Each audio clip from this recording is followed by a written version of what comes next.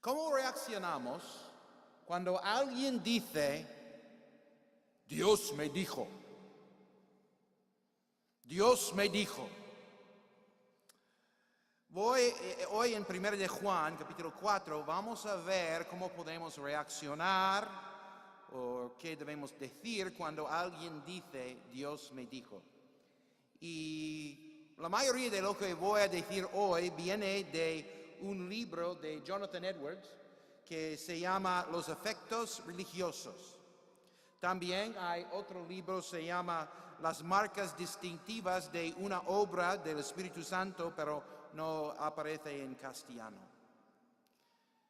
Me preocupa por esta situación porque yo tenía un amigo quien decía, yo decía, que Dios hablaba con él más que con Moisés.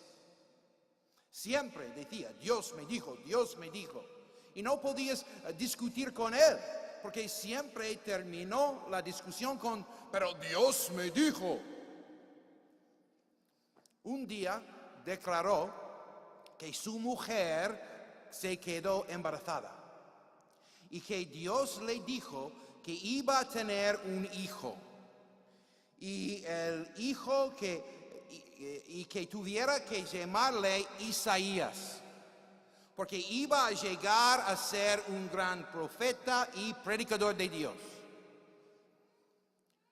¿Cómo debemos reaccionar en una situación así? Hoy en día hay mucha gente que supuestamente reciben mensajes directos de Dios y a veces reciben mensajes para los demás. ¿Cómo debemos pensar o decir o reaccionar frente de una situación así? Hoy vamos a ver que debemos probar los espíritus según 1 de Juan 4, los versículos 1 a 6. En versículo 1 dice que debemos reaccionar con incredulidad.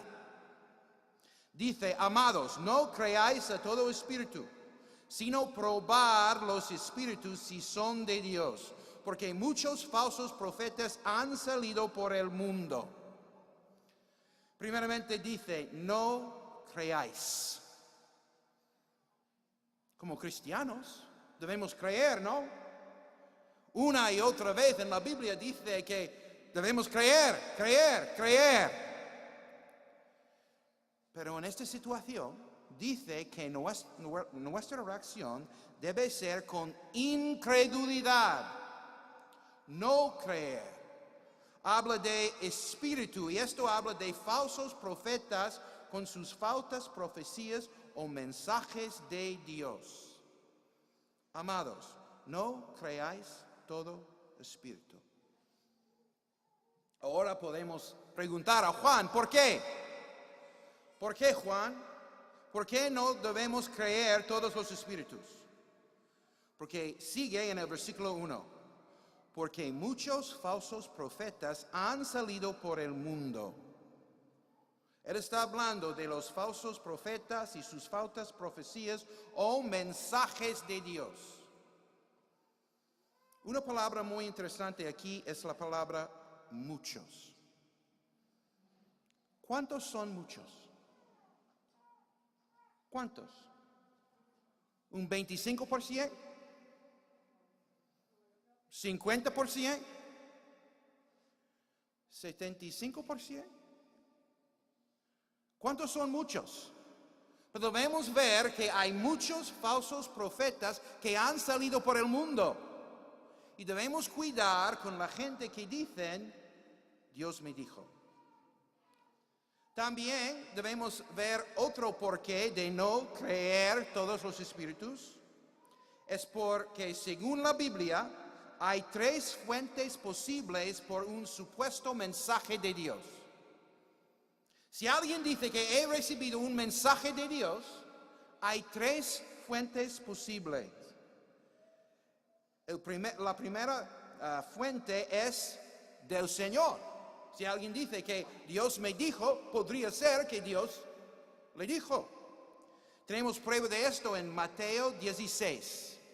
En los versículos 16 a 17 tenemos la situación que Cristo estaba preguntando a sus apóstoles: ¿quién soy yo? ¿Quién soy yo? Tenemos la respuesta de Simón Pedro. Dice: respondió Simón Pedro y dijo: tú eres el Cristo, el Hijo de Dios viviente. Entonces Jesús respondió y le dijo: bienaventurado eres, Simón, hijo de Jonás, porque no te lo reveló carne ni sangre, sino mi Padre que está en los cielos. Un mensaje supuestamente de Dios podría venir de Dios mismo. Pero hay otra fuente que es más peligrosa. Y esto es de Satanás. Seguimos con Mateo 16, en los versículos 22 y 23 dice: y Cristo ya ha dicho que voy a morir en la cruz.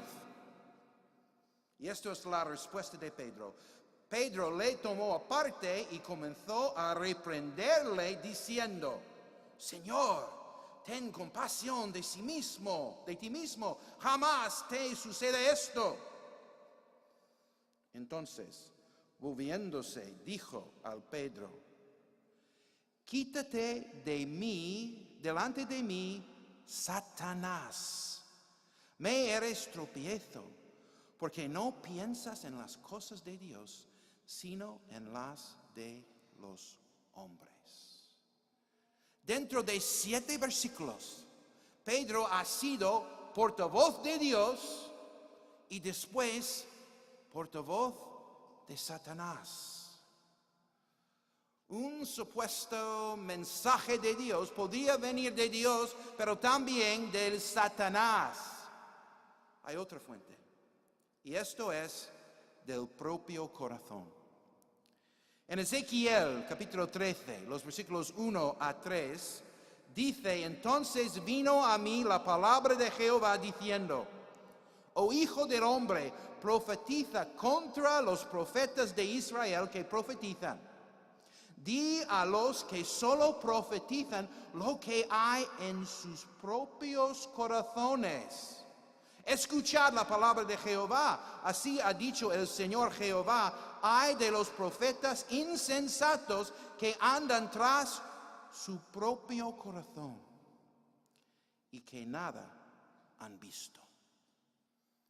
3 fuentes posibles de un supuesto mensaje de Dios: de Dios mismo, de Satanás y del propio corazón.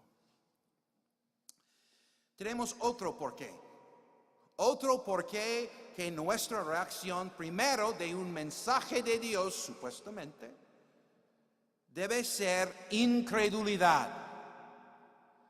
Y el porqué es porque no podemos confiar en nuestros corazones. He visto varios consejos por internet sobre cómo debemos distinguir si Dios está hablando directamente o no. Y la mayoría dicen que tú puedes discernir en tu propio corazón si es palabra de Dios o no. Pero ¿qué dice la Biblia sobre nuestros corazones? En Jeremías 17 dice: engañoso es el corazón más que todas las cosas y perverso. ¿Quién lo conocerá? También en Proverbios 28 dice que el que confía en su propio corazón es necio, mas el que camina en sabiduría será librado. Entonces debemos reaccionar con incredulidad porque hay 3 fuentes de un supuesto mensaje de Dios, y también porque no podemos confiar en nuestros propios corazones. Y ahora vamos a ver las pruebas que debemos poner a un supuesto mensaje de Dios. Sigue en el versículo 1: sino probad los espíritus si son de Dios. La palabra probar es la misma palabra que Pablo utiliza en 1 de Tesalonicenses capítulo 5, los versículos 20 y 21, cuando dice, no menospreciéis las profecías, examinadlo todo, retened lo bueno. En la época cuando fue vigente el don de profecía, Pablo dijo que no debemos menospreciar las profecías, pero debemos examinarlos. Aquí la palabra, tanto en 1 de Juan como en 1 de Tesalonicenses, es la palabra griega dokimazo. Dokimazo significa que es el mismo que utiliza para probar metales con el fin de determinar su genuinidad y pureza. Significa ponerlo a la prueba ácida de la verdad, como el metalúrgico que lo hace con sus metales. Debemos poner pruebas. Y primeramente vamos a ver la prueba del grupo. Si alguien ha recibido un supuesto mensaje de Dios y quiere determinar si es de Dios o no, tiene que ponerlo a prueba del grupo. Dice aquí, sino probad. No prueba, pero probad los espíritus. También en 1 de Tesalonicenses, examinadlo. Es un mandato en plural. Una prueba del grupo, no una persona solo. No es una orden para una persona, es para un grupo de creyentes. No es la responsabilidad de una sola persona probar y determinar si un mensaje es de Dios. No es la responsabilidad de la persona que recibe el mensaje, sino que un grupo dentro de la iglesia o de la iglesia misma. Tenemos un ejemplo de esta situación en 1 de Corintios 14, cuando fue vigente el don de profecía allí. Dice en los versículos 29 a 30, asimismo los profetas hablan 2 o 3 y los demás juzgan. Probad los espíritus es importante. Debemos hablar con Unai o los ancianos. Y debemos notar que esta prueba es fuera del grupo de los apóstoles.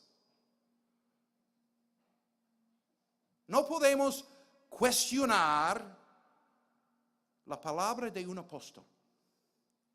Y esto fue un grupo limitado, pero ellos tienen sus señales que dice en 2 de Corintios 12, que las señales del apóstol no han sido realizadas entre vosotros con toda paciencia, con señales, prodigios y hechos poderosos. Dentro del grupo de apóstoles tenemos que aceptar su palabra. Pero fuera de los apóstoles debemos probar tanto los profetas y sus mensajes. Vamos a volver a mi amigo. Se ofendía cuando alguien cuestionaba sus mensajes de Dios. Una vez estuve parte de un consejo directivo de un proyecto evangélico y él le dijo que quería hablar con nosotros. Tuvo un mensaje de Dios para con nosotros. Después de entregar su mensaje, que quería saber cómo íbamos a llevar a cabo el mensaje de Dios.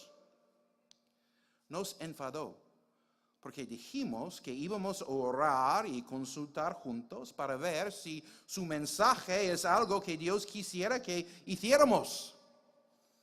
Nos enfadó de esta situación. Vale, hemos visto la prueba del grupo. No es algo que una persona sola puede hacer. También hay la prueba cristológica. En el versículo 2 de 1 de Juan 4, dice, en esto conoced el Espíritu de Dios. Todo espíritu que confiesa que Jesucristo ha venido en carne es de Dios. Todo espíritu que no confiesa que Jesucristo ha venido en carne no es de Dios. Y este es el espíritu del anticristo, el cual vosotros habéis oído que viene y que ahora ya está en el mundo. Para entender lo que está pasando aquí, debemos estudiar un poco lo que estaba pasando en la iglesia primitiva. Hubo una herejía, se llama gnosticismo. El diccionario habla del gnosticismo como doctrina filosófica y religiosa de los primeros siglos de la iglesia, que pretendía tener un conocimiento de las cosas divinas a través de la intuición y no de la razón o de la fe. ¿Qué significa? Ellos recibieron mensajes personales directos de Dios. Tenemos una cita de Evis Carballoso hablando de la gnosis. Sus mensajes fueron llamados la gnosis. ¿Has recibido la gnosis? He recibido la gnosis ayer de Dios. Esto fue su mensaje particular de Dios. Y dice que la gnosis no era un conocimiento intelectual. La gnosis era en sí producto de la revelación divina. Para los gnósticos, este conocimiento es adquirido supuestamente por revelación. Mensajes personales directos de Dios. Igual que mi amigo, que siempre dijo, Dios me dijo.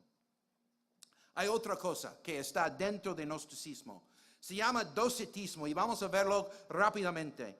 El docetismo consistía en afirmar que todo lo que es materia es malo. Solo aquello que es espíritu es bueno. Entonces podemos ver que en esta filosofía se llama el dualismo de Platón. Vamos a tener una clase de filosofía, ¿no? El dualismo de Platón. Y consistía en pensar que todas las cosas físicas son malas.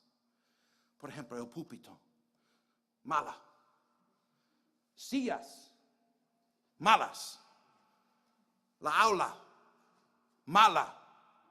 Mi cuerpo, muy mala. Pero las cosas del espíritu, pensamientos, ideas espirituales, la lectura de la Biblia, todas estas cosas son buenas. Pero todas las cosas que tenían que ver con la materia es mala. Entonces hay implicaciones aquí. La conclusión de la que arribaban los docetas era que Cristo era bueno, cosa que ellos afirmaban. Entonces no podía tener un cuerpo material real. No tenía cuerpo. Cristo aparecía tener cuerpo, pero no tenía cuerpo. Fue una especie de Casper, la fantasma amigable, ¿no? La fantasma bueno. Ellos pensaban que Cristo fue así. Aparecía tener cuerpo, pero era así, que nada. Y seguimos con el gnosticismo y su variante, el docetismo, negaban la doctrina de la encarnación de Cristo. En ese sentido, rechazaban la doctrina de la verdadera humanidad del Señor. Al no concederle un cuerpo real, los docetas tenían que negar la realidad de la crucifixión. Si Cristo no tenía cuerpo, no hay crucifixión.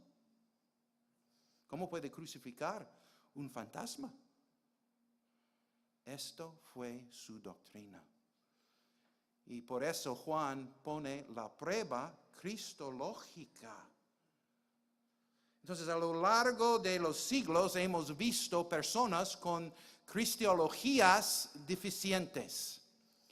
En los siglos de la primera iglesia hubo arianismo, sabelianismo, pero con la actualidad grupos con cristologías insuficientes son los testigos de Jehová,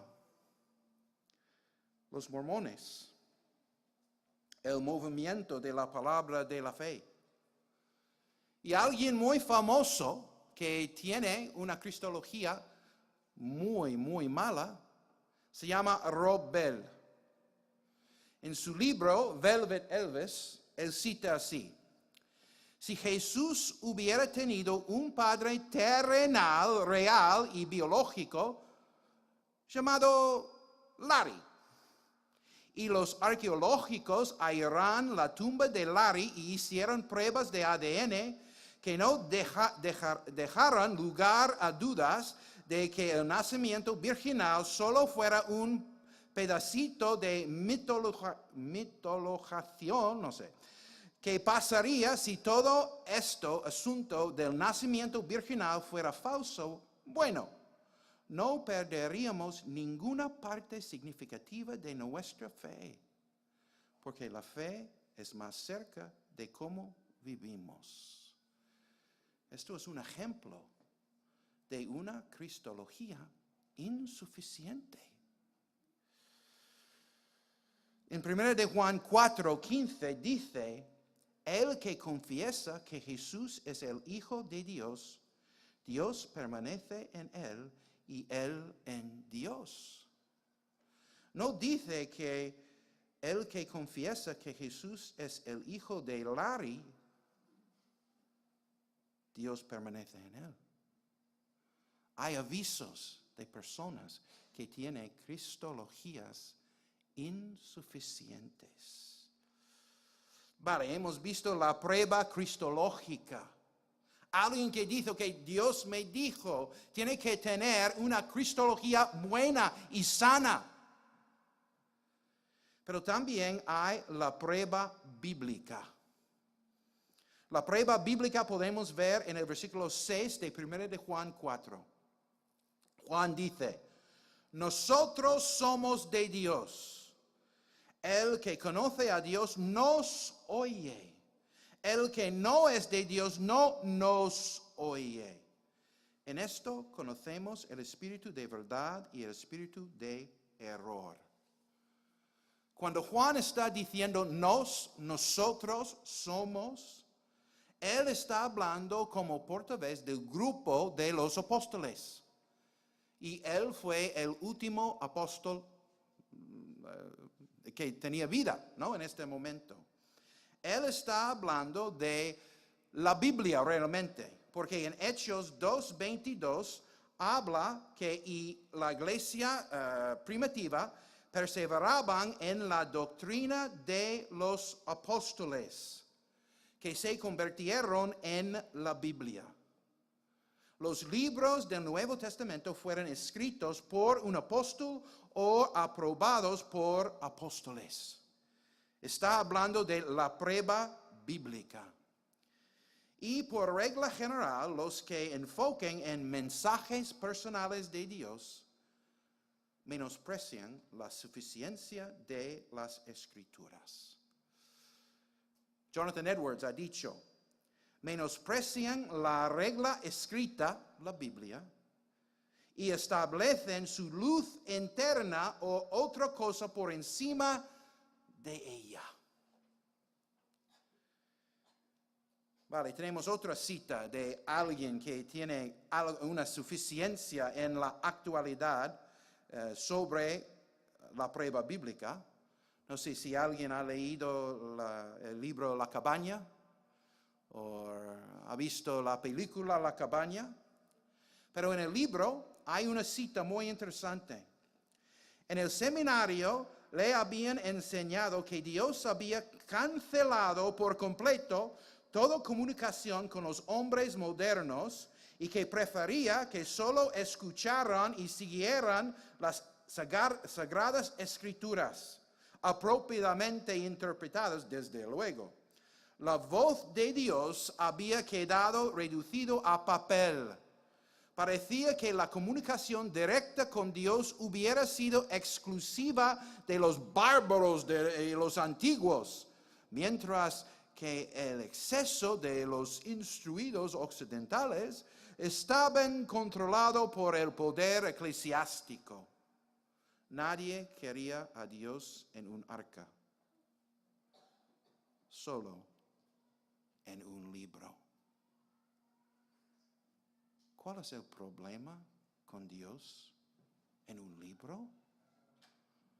Dios ha escrito el libro. Nosotros evangélicos estamos conocidos como el pueblo del libro. No podemos permitir que alguien menosprecie nuestro libro, la Biblia.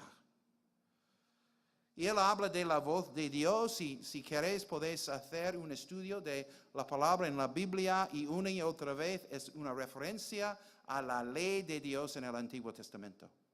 Entonces, escuchar la voz de Dios es escuchar la Biblia. Vale, la prueba final que vamos a ver es la prueba de la realización. Y podemos ver esto en Deuteronomio 18, los versículos 20 y 22.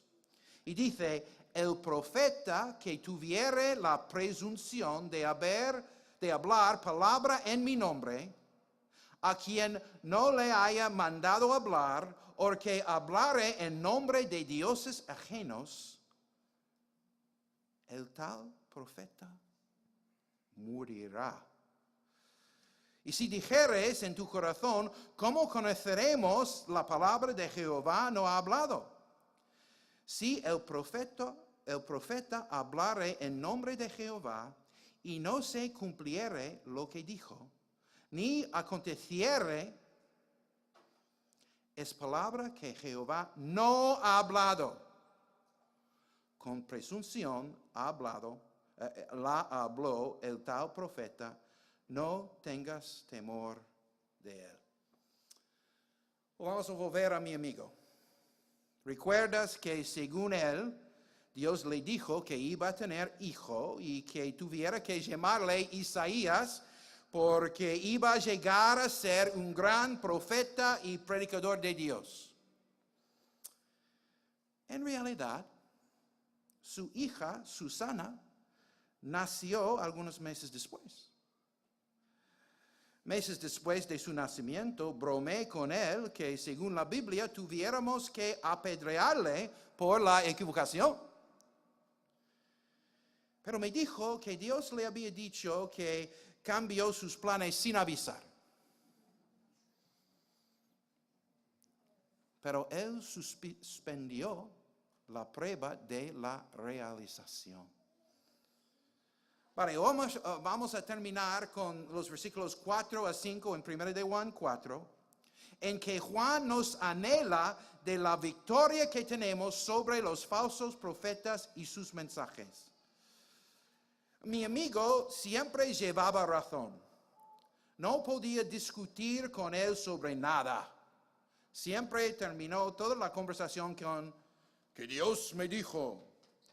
Creo que fue su manera de manipular la gente o manipular la situación.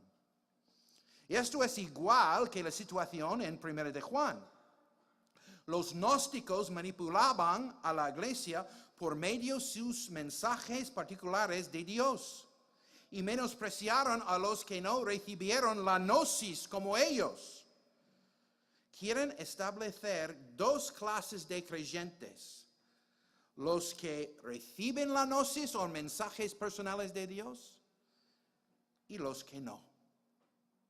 Y en el versículo 4 de 1 de Juan 4, Juan quiere anhelar a los creyentes de la victoria que ellos pueden tener sobre los falsos profetas. Dice en el versículo 4, hijitos, vosotros sois de Dios y los habéis vencido, porque mayor es el que está en vosotros que el que está en el mundo. Ellos, ¿quiénes ellos? Los falsos profetas, que han dicho que Dios me dijo, son del mundo y por eso hablan del mundo y el mundo los oye. Jonathan Edwards ha dicho que mientras una persona tiene la idea que Dios le guíe por medio de la dirección inmediata del cielo, le hace incorregible, inexpugnable en toda su mala conducta. En el versículo 4 dice, los habéis vencido y ellos son del mundo. Está hablando de los profetas que habían suspendido las pruebas. Pero hay ánimo en el versículo 4 porque mayor es el que está en vosotros que el que está en el mundo. Él está hablando del Espíritu Santo que mora en cada creyente. En 1 de Juan habla muchas veces de los beneficios del Espíritu Santo en nuestra vida. Y uno de ellos es la iluminación del Espíritu Santo. Podemos vencer a los falsos profetas y sus mensajes de Dios por medio de la iluminación del Espíritu Santo. En 1 de Juan describe la iluminación con la palabra unción. 1 de Juan 2:20 dice, pero vosotros tenéis la unción del Santo y conocéis todas las cosas. Vosotros tenéis la unción. Y hay muchos hoy en día que utilizan la palabra unción en una manera que es justo el contrario que lo que dice la Biblia. La Biblia dice que todos tenemos la unción. Todos tenemos la habilidad por medio del Espíritu Santo de discernir lo que dice la palabra de Dios. Pero en varias ramas del cristianismo, si hay un predicador que grita y salta y así, dicen que este hombre tiene la unción. Y es justo el contrario del sentido bíblico de la palabra unción. Porque dice, por vosotros tenéis la unción. También podemos ver en 1 de Juan 2:27 el uso de unción también. Pero la unción que vosotros recibisteis de él permanece en vosotros y no tenéis necesidad de que nadie os enseñe. Así como la unción misma os enseña todas las cosas y es verdadera y no es mentira según ella os ha enseñado. Permaneced en él. Entonces podemos ver que la iluminación o la unción no consiste en dar revelación nueva, sino en una obra dentro de nosotros que nos capacita para captar y amar la revelación en el texto bíblico. Está relacionado con el texto bíblico. El pecado que haya en nuestro sistema mental y mortal nos nubla para que no descubramos el poder de las Escrituras. De esta forma, vemos que la iluminación consiste en la aplicación de la verdad revelada por Dios en nuestro corazón. De modo que captemos como realidad para nosotros lo que nos presenta el texto bíblico. Y esto viene de Packer. Vale, entonces, ¿qué hago si por medio de la iluminación creo que Dios quiere que haga algo? Voy a utilizar una lección clave en mi vida para ilustrar el proceso. Hace más de 32 años, pensaba que el Señor quería que me casara con Carolina, mi mujer. Vale, empecé en esa situación con incredulidad. Empecé con incredulidad porque dice la Biblia, pero también no podía creer que una mujer tan buena y tan guapa quisiera casarse conmigo. ¿No? ¿Habéis visto a Carolina y a mí? Tengo estudiantes que han dicho que no puedo creer que Carolina es tu mujer. Yo, a mí tampoco, ¿no? Gracias a Dios. Pero yo tenía que reconocer, después que pasó su locura, ¿no? Porque según la Biblia hay 3 fuentes posibles de un supuesto mensaje de Dios o un supuesto guía de Dios que podría venir del Señor, del Satanás y del propio corazón. Y porque no podemos confiar en nuestros propios corazones, debemos poner pruebas. Primeramente, la prueba del grupo. Y por eso hablé con los pastores, ancianos de la iglesia, y con mis padres, por la sabiduría que podemos adquirir de ellos según el libro de Proverbios. Aprobado. La prueba cristológica. No podía detectar problemas en su cristología. Entendía quién era Cristo y quería hablar con la gente sobre él. Y ahora, por medio de ella, la mayoría de su familia y algunas amigas han llegado a ser creyentes. Aprobado. La prueba bíblica. La Biblia dice que un creyente puede casarse solo con otros creyentes. También ella estaba de acuerdo con los papeles bíblicos de hombre y mujer y quería muchos hijos. ¿Vale? Y ella quería servir al Señor de tiempo completo, tal como yo. Aprobado. Y la prueba de la realización, no hubo una profecía del futuro, entonces no hay. Entonces, aprobado y estamos contentos después de 32 años de matrimonio, gracias a Dios. Pero, ¿cómo debemos reaccionar cuando alguien diga, Dios me dijo, he recibido un mensaje de Dios? ¿O qué pensamos cuando Dios está comunicando algo con nosotros por medio de la iluminación? Debemos reaccionar primeramente con incredulidad, con las pruebas del grupo, la prueba cristológica, la prueba bíblica y la prueba de la realización. Y debemos acordar que nos anhela de la victoria que tenemos sobre los falsos profetas y sus mensajes por medio de la iluminación del Espíritu Santo. ¿Recuerdas, mi amigo? Él suspendió todas las pruebas. No sigamos su ejemplo.